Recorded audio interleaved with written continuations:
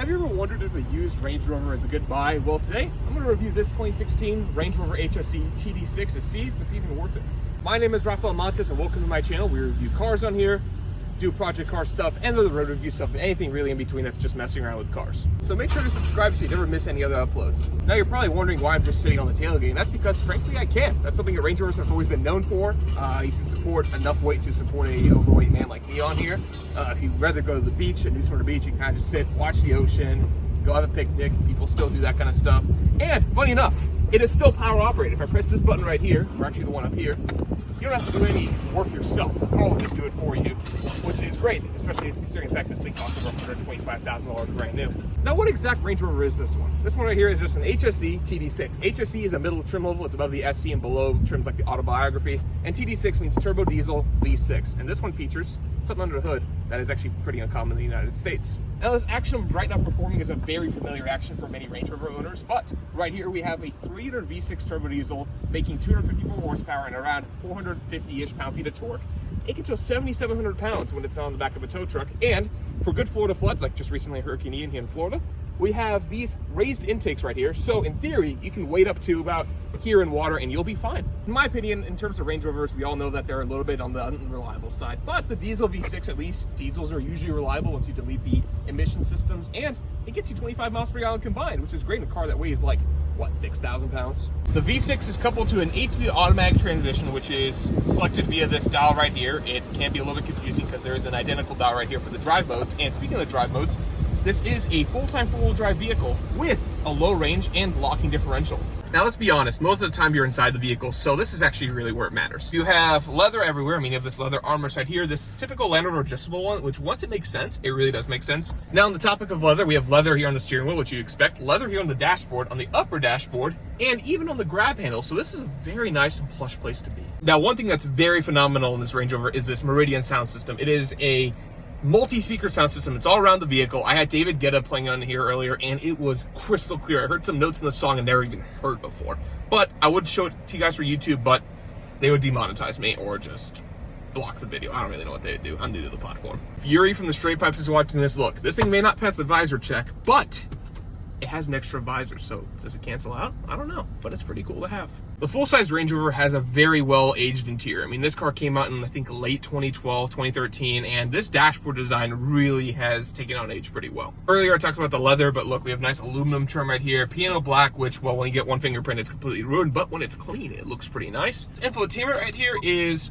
okay, I'd say. BMW iDrive from this time period is better. Mercedes Command's a little bit better, but it is acceptable. You have the 4x4 system right here, which shows your articulation. You can lock your diff, and no one ever used this probably in this car's whole life because it is a Range Rover in Orlando. We also have ambient lighting, and you have these little weird orbs that surround the Range Rover, which is kind of funny. It's like, what?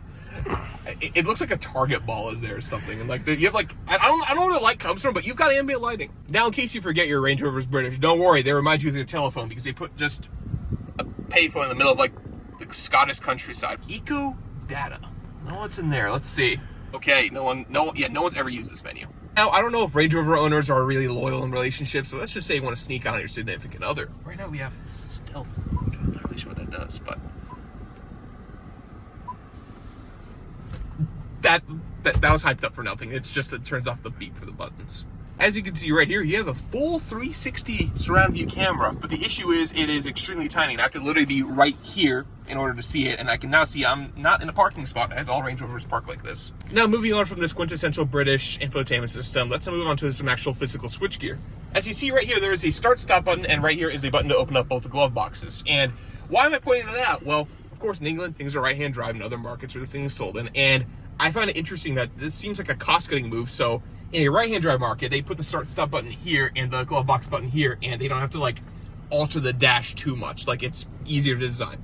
I could be pretty stupid, but this is the way I see it. Now, right here, you have your HVAC controls. You do have rear air conditioning, which we'll get to in a second. But if you push this button right here, you can turn on your cold seat, you can turn on your heated seat, which kind of an L because in Mercedes you can have both on at the same time. But you know, I don't even know why Mercedes can have both on at the same time. But I'm just saying the Range Rover can't do that if you're into that kind of stuff. Now, the fun stuff happens right down here. We have all the off-road controls that none of the winter parking window mirror moms will ever touch, but it's there for that one dad who's just tired of his whole long relationship with his wife he doesn't like. Right here, we have this dial that goes to snow mode. Just a tree mode, cactus, and just there's a tire. Just he's running over something. You have a low range button right here, a hill descent control, air suspension controls, you can lock it fully, auto start stop, which you always want that off, American Sign Language. And in case you don't know what any of that I just said means, what you do is you just press this auto and it'll do the work for you and you don't have to worry. The back seat's actually a pretty nice place to be. Right here we have rear dual zone air conditioning with the same style, like plus and minus heated seat controls. This right here is how you control your mode. It's very, very haptic, but if you can also put it automatic. A plaque of Range Rover because, you know, I can't just like look around and just tell them I'm in a Range Rover. And you have an abundance of cigarette lighters throughout the vehicle, so if you want to have a cigar for yourself, well, you're more than welcome to. Right here we have an armrest, which you can be comfortable. You can also have a few drinks. World's smallest storage compartment, which is padded. So you can see right here we have a lock and unlock button for some reason in the back seat. I don't know why kids should have control over that. I'm sure you could lock it in the front. All right, let's just say I'm exiting my Range Rover and not the nicest part of town. Someone comes running up to me wanting my used Range Rover. You know what I do? In England, I open up this compartment right here, get a knife.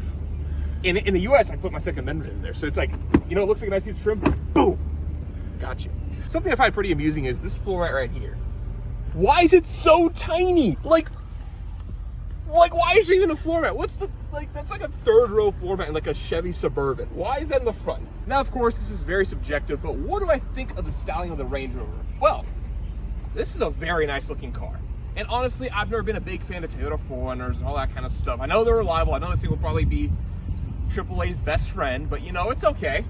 It looks cool. And this unit right here is what, like 7 years old, and it has no warning lights on the dash with 90-something thousand miles, and it really has me hopeful. Did Range Rover finally figure out how to make a vehicle not break down every 5 minutes? Well, speaking of breaking down every 5 minutes, let's go for a little drive and find out. To start up the Range Rover, you have to put the key in the pocket, press the start button, and you'll hear that V6 diesel come to life.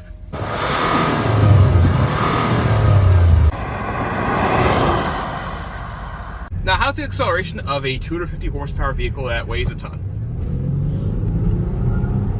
Well, it's all right. This thing wafts. Let me explain what that means. Let me take it out of sport mode first. Well, when you feel this car, it kind of suggests the car that you want to kind of go fast. And then what it does, it pushes you and you feel the torque in it.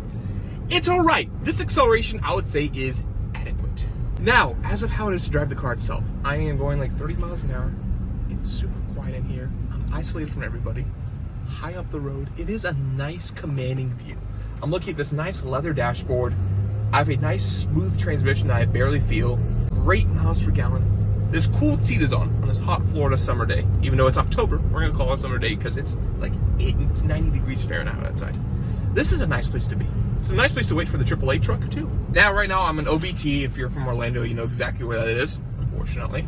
And we're gonna take the only corner I can really find. Now, before I do that, this thing does have 4-corner air suspension, and it's not a sporty vehicle, but we'll see how it is anyways. Oh my God, yeah, there's a ton of body roll, but it is a very sure-footed vehicle in corners, meaning that you don't feel really out of control at all. It's just not something it really likes to do.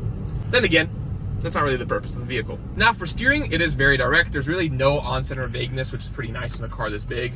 It doesn't really feel that top-heavy considering how tall and big this thing really is.